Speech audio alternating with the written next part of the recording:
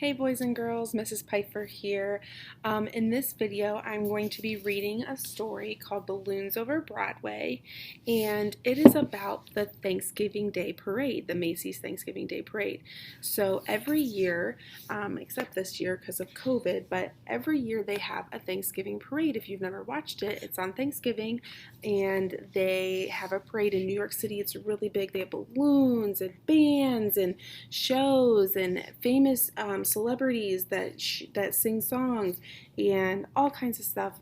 So many people, thousands of people go to the Macy's parade every year, and this book is about how it got started. So we're going to read that today, and then we have an activity to do with it. So I'm going to flip you around, and we'll get ready to read. Okay, so this is Balloons Over Broadway by Melissa Sweet, a Caldecott Honor winner. The true story of the puppeteer of Macy's Parade. So this is actually true of how it got started. This is really cool. I hope you enjoy it as much as I do.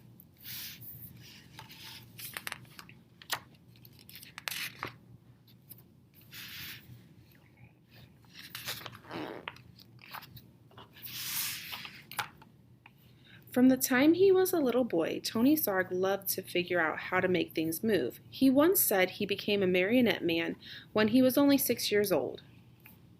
These are marionettes, where they're puppets. They move by your hand and strings. His father had asked him to feed their chickens at 6:30 in the morning every day. Tony had an idea. What if he could feed the chickens without leaving his bed? He rigged up some pulleys and ran rope from the chicken coop door to his bedroom window. That night he spread chicken feed outside the chicken coop door. The next morning, Tony pulled the rope and the door to the chicken coop opened. The chickens ate their breakfast. Tony stayed snug in his bed, and his dad, so impressed, never made Tony do another chore. So you look up here. Those are the steps that he did for making the chicken coop and feeding the chickens. When Tony grew up, he moved to London, where he discovered that no one was making marionettes for kids anymore. So out of wood, cloth, and strings, Tony began to make puppets. He figured out ways to make his marionettes move so lifelike they performed as if they were real actors. Word soon spread about Tony's amazing marionettes. When Tony moved to New York City, the Tony Sarg marionettes began performing on Broadway. In the heart of New York City, in Herald Square, was the biggest store on earth, R.H. Macy's department store. Macy's had heard about Tony's puppets and asked him to design a puppet parade for the store's holiday windows. So Tony made new puppets based on storybook characters, then attached them to gears and pulleys to make them move. So here's his plans. So Humpty Dumpty he was planning to put in the window at the Macy's store.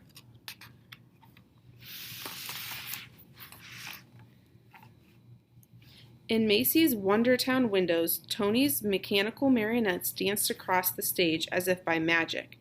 All day long they performed to shoppers, jostling for a better look.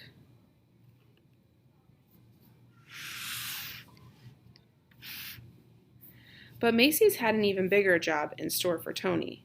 Many of the people working at Macy's were immigrants, and as the holidays approached, they missed their own holiday traditions of music and dancing in the streets. Macy's agreed to put on a parade for their employees, and they hired Tony to help. Tony, too, was an immigrant, so he loved the idea of creating a parade based on street carnivals from all over the world. He made costumes and built horse-drawn floats, and Macy's even arranged to bring in bears, elephants, and camels from the Central Park Zoo.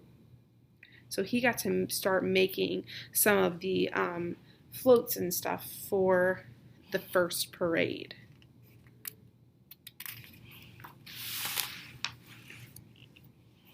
The animals joined hundreds of Macy's employees on Thanksgiving Day in 1924. Winding their way from Harlem to Herald Square, it was a dazzling parade. In fact, Macy's first parade was such a success that they decided to have one every year on Thanksgiving Day to celebrate America's own holiday.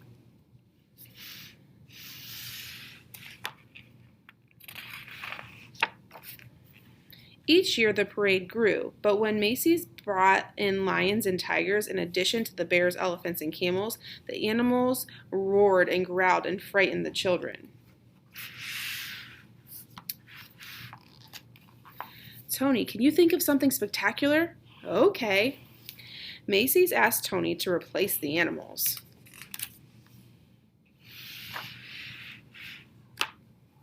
Tony hoped to replace the animals with some kind of puppets, but his marionettes were less than 3 feet tall. He would have to make much larger puppets in order for them to be seen in the parade.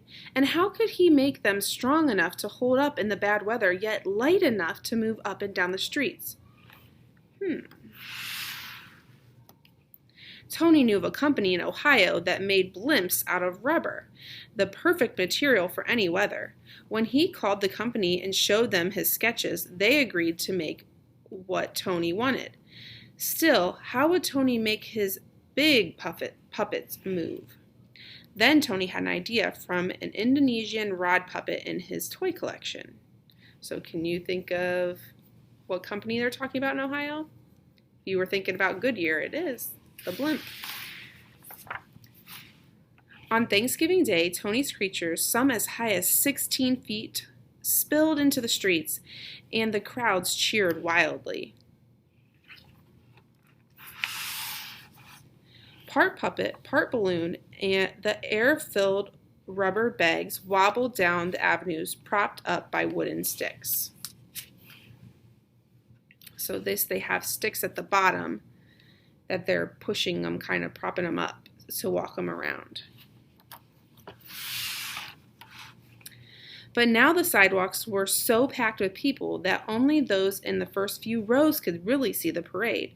Tony realized his puppets would have to be even bigger and higher off the ground. And though the sticks helped to steer the puppets, they were stiff and heavy. Tony wanted his balloons to articulate, to move and gesture more like puppets. But how? With a marionette, the controls are above the puppet. And the puppet hangs down.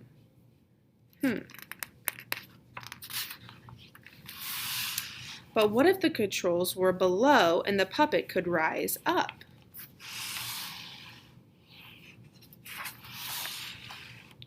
During the next year, Tony set his new idea into motion. This time, he asked the company in Ohio to make balloons out of rubberized silk, as strong as rubber but lighter than rubber alone. Most important, Tony ordered the balloons to be filled not just with air, but with helium too. Since helium is lighter than air, it would make the balloons rise.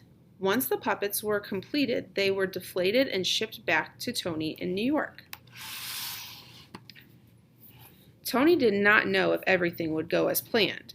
It was still dark on Thanksgiving morning when Tony filled the balloons with helium, tethering them down with sandbags. By 1 p.m., the sidewalks were packed with people ready for the parade. Then one by one, Tony cut the lines to the sandbags. Let's have a parade!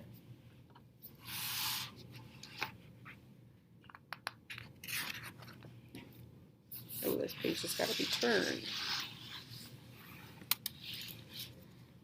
And the magnificent upside-down marionettes rose to the skies. So I had to hold it like this so you can see how it...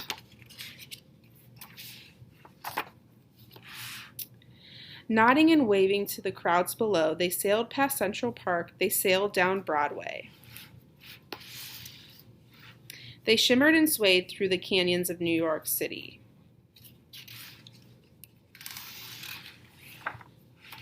High above the crowds, they flounced in the afternoon wind, pulling the rope handlers this way and that. Yet with every heave-ho, the balloons gestured and articulated like wild puppets, and the crowd screamed for more. After the balloons were eased under the L, they ended in front of Macy's at Tony's Wondertown windows. It was a parade New Yorkers would never forget.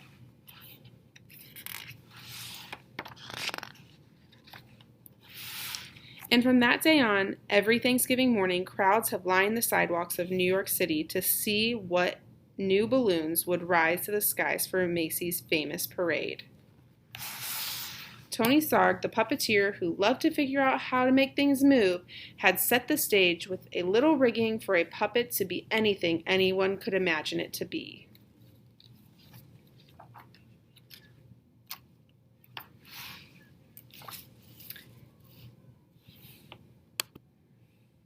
So that's our story, Balloons Over Broadway. I hope you enjoyed it. I love that story every year. It gets me excited for the Thanksgiving Day Parade and for Thanksgiving with my family. In the next video, in the writing video, we are going to actually be drawing a balloon that we wished we saw in the parade. So it might be something like Among Us or Titanic or your favorite animal,